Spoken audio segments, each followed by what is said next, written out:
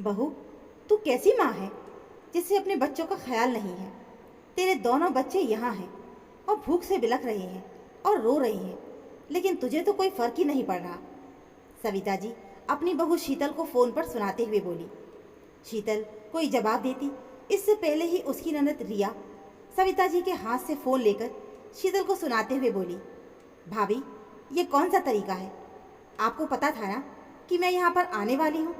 मेरा बच्चा है, लेकिन फिर भी आप अपने मायके में जाकर बैठ गई। भाभी आप तो माँ है ना, एक माँ कैसे अपने बच्चों से इतनी बेपरवाह हो सकती है? माँ कहलाने का हक नहीं है आपको। मम्मी कितना परेशान हो गई है इन बच्चों को संभालते संभालते। और हाँ भाभी, अगर आपको यहाँ की जिम्मेदारी नहीं निभानी है तो आप साफ साफ कह दीजिए। हम सब कोई आपकी नौकरी पर नहीं है कि जब मन किया तब आ गई और जब मन किया चली गई। शीतल की शादी को 5 साल हो गए थे, लेकिन इन 5 सालों में उसे अपने मायके जाने का एक मौका नहीं मिला था। उसके ससुराल में उसका पति, उसकी सास और उसकी एक बड़ी ननद रिया थी, जिसकी शादी हो गई थी। लेकिन फिर भी वो कभी हफ्ते में तो कभी 2 हफ्ते में अपने मायके आकर बैठ जाती। उसका एक 8 साल का लड़का था, जिसकी वो कभी देखभाल भी नहीं करती थी। यहाँ तक कि उसके ससुराल में उसके बच्चे का ध्यान उसकी सासू माँ और ससुर जी रखते थे। उसे तो बस खुद से ही मतलब था। अपने ससुराल में भी वो खुद की ही चलाती थी और अपने मायके में भी। शीतल हर बार अपनी सासू माँ से अपने मायके जाने की बात करती तो सविता जी उसे हमेशा ही मना कर देती। क्या बहू, फिर से मायके जाने की बात करने लगी? अभी तो पिछली बार की बात को कुछ दिन भी नहीं हुए, जब देखो तब मायके मायके की रट लगाए रखती है। अरे इस घर को भी कुछ समझती हो या नहीं? बहू बनकर आई हो इस घर में तो कुछ जिम्मेदारियां भी होती हैं। हर बार बहाना बना के मायके जाने की बात करना, ये शादी नहीं बच्चों का खेल है क्या? अब अगर हर बात पर मायके भागने का मन है तो साफ साफ कह दो कि इस घर में नहीं रहना। बेचारी शीतल दुखी हो जाती। उसे समझ ही नहीं आ रहा था कि वो क्या करे। सारे घर का काम करना, सासू माँ की फरमाइश पूरी करना, लेकिन फिर भी उसके बारे में कोई कुछ नहीं पूछता। अभी कुछ महीने पहले ही उसे पता चला कि वो माँ बनने वाली है। इससे उसकी सासू माँ तो बहुत खुश थी, लेकिन जब उसने एक बार फिर से अपने मायके जाने की बात कही तो सासू माँ ने उसे एक बार फिर से सुना दिया। बहू, तुझे जरा भी शर्म हया है कि नहीं? यह सब मायके जाते जाते छोड़ आई है, जब देखो तब मायके मायके।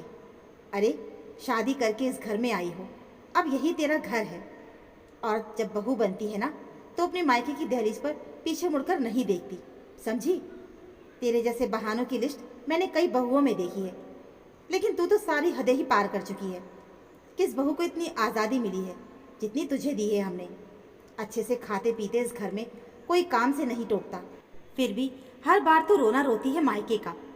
तू माँ बनने वाली है और कुछ दिनों में तेरी ननद अपने पूरे ससुराल के साथ यहाँ आने वाली है, तो उसका अच्छे से स्वागत करना और खाने में कई प्रकार के व्यंजन बनाना, जैसे नाश्ते में मूंग दाल के चीले, आलू पनीर के पराठे, नारियल की चटनी और ताज़ा दही, और दोपहर के खाने में शाही पनीर, मिस्सी रोटी, बूंदी का रायता, सलाद और आम का अचार।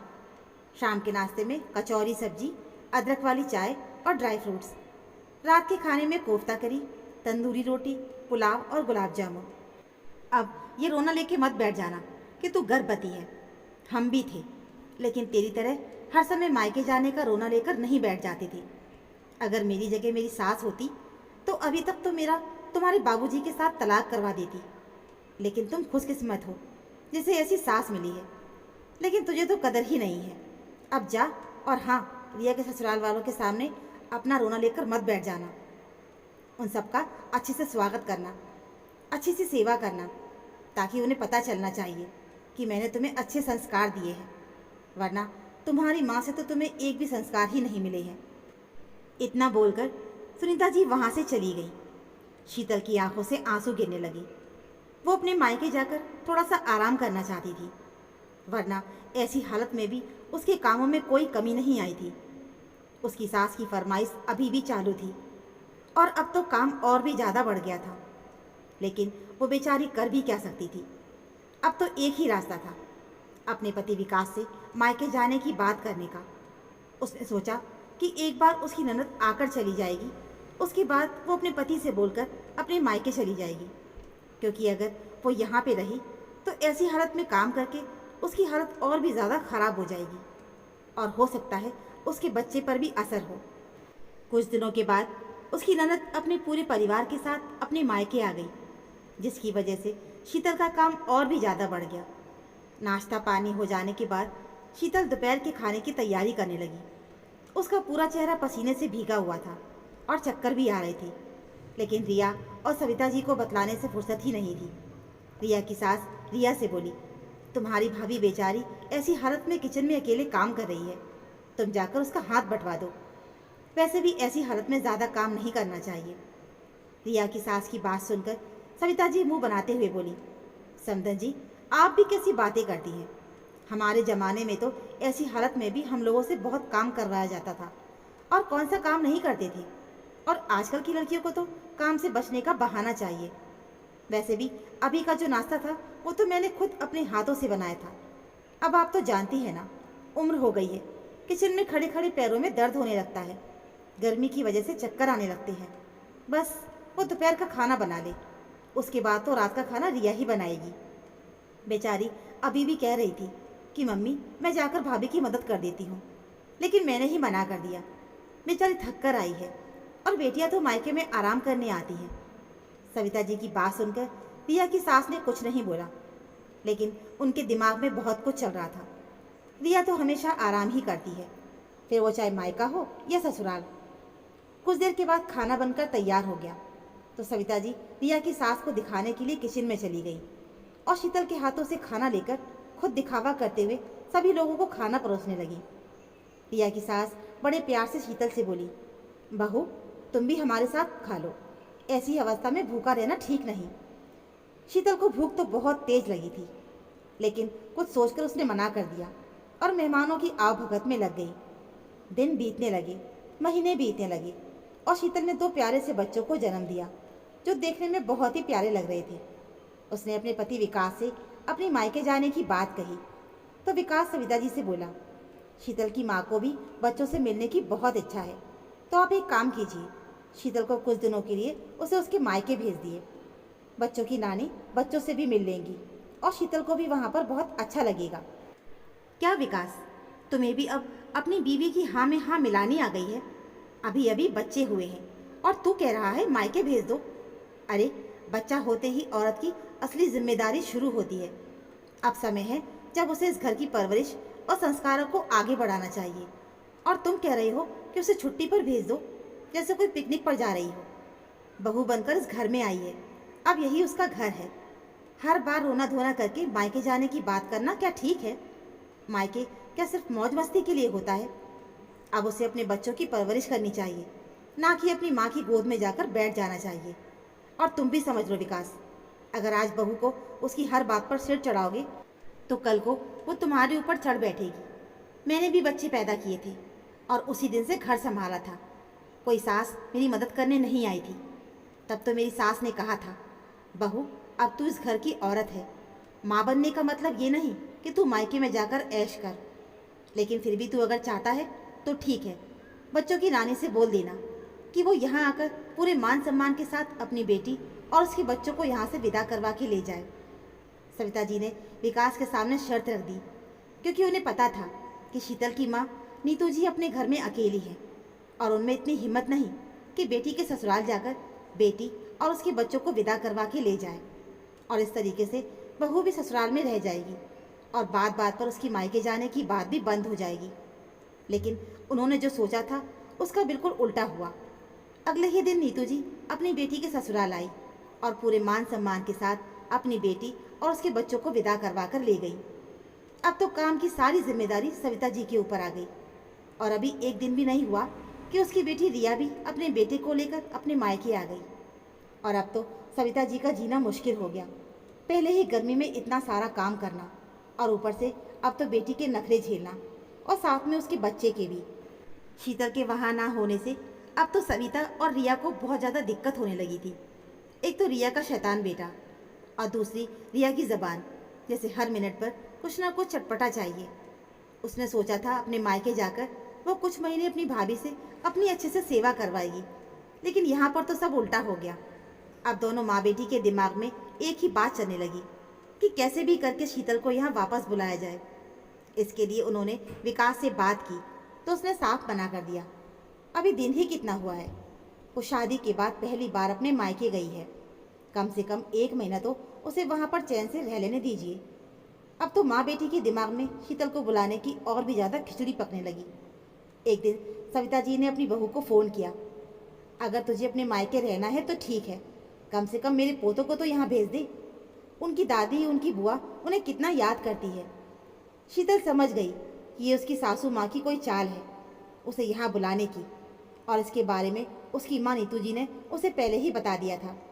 तेरा तो पता नहीं, लेकिन मैं तेरी सास और ननद को बहुत अच्छे से समझ गई हूँ, और देखना वो तुझे वहाँ बुलाने के लिए कोई ना कोई चाल ज़रूर चलेंगी। लेकिन तू होशियार रहना, हो सकता है वो तेरे बच्चों को वहाँ बुलवा ले, क्योंकि उन्हें पता है एक माँ अपने बच्चे से बिल्कुल दूर नहीं रह सकती। लेकिन अगर ऐसी कोई बात हो तो तू साफ साफ बोल देना कि ठीक है, वैसे भी वहाँ उसकी दादी है और बुआ है, तो मुझे कोई दिक्कत नहीं। समझ गई? अपनी माँ की बातों को याद करके शीतल तुरंत बोली, तो ठीक है माँ जी, आप दोनों बच्चों को वहाँ बुला लीजिए। इतना बोलकर उसने फ़ोन काट दिया। सविता जी का चेहरा गुस्से से लाल हो गया, लेकिन अगले ही दिन उन्होंने अपनी एक आदमी को भेजकर दोनों बच्चों को वहाँ बुलवा लिया। बच्चों के ना होने से शीतल को बहुत खराब लग रहा था। उसने अपने पति विकास से बात की तो उसके पति विकास ने उसे समझाया, देखो शीतल, माँ और दीदी तो चाहती हैं कि तुम जल्दी से वापस आ जाओ, लेकिन तुम्हारे पास अच्छा मौका है वहाँ रहने का। इसके अलावा तुम्हें कभी भी मौका नहीं मिलेगा वहाँ पर जाने का, इसलिए तुम आराम से वहाँ रहो। और रही बात बच्चों की, तो हम सब लोग मिलकर संभाल लेंगे, और मुझे पूरा यकीन है बच्चे जल्द से जल्द तुम्हारे पास पहुँच जाएंगे, क्योंकि माँ और दीदी दोनों मिलकर भी बच्चों को नहीं संभाल पाएंगी। शीतल ने विकास की बात को समझा और बाय बोलकर फ़ोन काट दिया। वहीं सविता जी और रिया की ज़िंदगी तो और भी ज़्यादा हराम हो गई थी। अब तो रिया भी पछता रही थी कि क्यों वो अपने मायके आ गई। इससे अच्छा तो उसका ससुराल था। अभी बच्चों को आए पूरा दिन भी नहीं गुजरा था कि सविता जी ने उसे फ़ोन किया और गुस्से में बोली, बहू, तू कैसी माँ है जिसे अपने बच्चों का ख्याल नहीं है। तेरे दोनों बच्चे यहाँ हैं और भूख से बिलख रहे हैं, रो रहे हैं, लेकिन तुझे तो कोई फ़र्क ही नहीं पड़ रहा। अभी सविता जी की बात पूरी भी नहीं हो पाई थी कि रिया सविता जी के हाथों से फ़ोन छीनते हुए गुस्से में शीतल से बोली, भाभी, ये कौन सा तरीका है? आपको पता था ना कि मैं यहाँ पर आने वाली हूँ, मेरा बच्चा भी है, लेकिन फिर भी आप अपने मायके जाकर बैठ गई। भाभी, आप तो माँ है ना, एक माँ कैसे अपने बच्चों से इतनी बेपरवाह हो सकती है? माँ कहलाने का हक नहीं है आपको। मम्मी कितना परेशान हो गई है बच्चों को संभालते संभालते। और हाँ भाभी, अगर आपको यहाँ की जिम्मेदारी नहीं निभानी तो साफ साफ कह दीजिए। हम सब कोई आपकी नौकरी पे नहीं है कि जब मन किया आ गई और जब मन किया चली गई। शीतल बिल्कुल शांति से बोली, दीदी, मैं आपकी तरह रोज़ रोज़ अपने मायके नहीं जाती। शादी के बाद पहली बार आई हूँ। और रही बात बच्चों की, तो मुझे अपने बच्चों की फ़िक्र करने की कोई ज़रूरत नहीं। वहाँ तो उनकी दादी माँ है और बुआ भी तो है उनका ख्याल रखने के लिए। और आपको कौन सा हक है मुझसे कुछ कहने का? वैसे भी आपके भैया को कोई दिक्कत नहीं, तो आपको भी दिक्कत नहीं होनी चाहिए। और रही बात बच्चों की, जब मन भर जाएगा तो भेज देना। इतना बोलकर शीतल ने तुरंत फ़ोन काट दिया। और अभी 2 घंटे भी नहीं हुए थे कि उसके पास उसके दोनों बच्चे आ गए। वहीं बिटिया और माँ गुस्से से जल भून रही थी, क्योंकि उनका प्लान फ्लॉप हो गया था। रिया भी समझ गई थी कि यहाँ पर उसकी दाल नहीं गलने वाली, इसलिए वो भी अपना सामान लेकर अपने ससुराल जाने लगी। तो उसकी माँ ने उसे रोका, तू कहाँ जा रही है? जब तक मेरी बहू नहीं आ जाती तब तक तो तू रुक जाना। तू तो जानती है ना कि मुझसे बुढ़ापे में ये सब काम नहीं होते। तो मैं क्या करूं? मैं आपकी कोई नौकरानी नहीं हूं, और वैसे भी मेरा ससुराल है। इतना बोलकर रिया बिना रुके वहां से चली गई। सविता जी को तो यकीन ही नहीं हो रहा था कि उनकी बेटी उन्हें अकेला छोड़कर जा सकती है। अब धीरे धीरे उन्हें पछतावा हो रहा था कि क्यों उन्होंने अपनी बहू के साथ गलत किया। क्यों नहीं समझा कि बहू क्या चाहती है। उन्होंने तो बस अपनी बेटी पर ही ध्यान दिया, और वही बेटी आज उन्हें अकेला छोड़कर चली गई। अब सुनीता जी ने सोच लिया कि जब उनकी बहू वापस आएगी तो वो अपनी बहू से माफ़ी मांग लेंगी। तो दोस्तों, ये थी हमारी आज की कहानी। ये कहानी आपको कैसी लगी हमें कमेंट बॉक्स में ज़रूर बताइएगा। कहानी अच्छी लगी हो तो प्लीज़ वीडियो को लाइक, और चैनल पर अगर नए हों तो चैनल को सब्सक्राइब ज़रूर कर लीजिएगा। मिलते हैं फिर एक और ऐसी नई कहानी के साथ। तब तक के लिए धन्यवाद।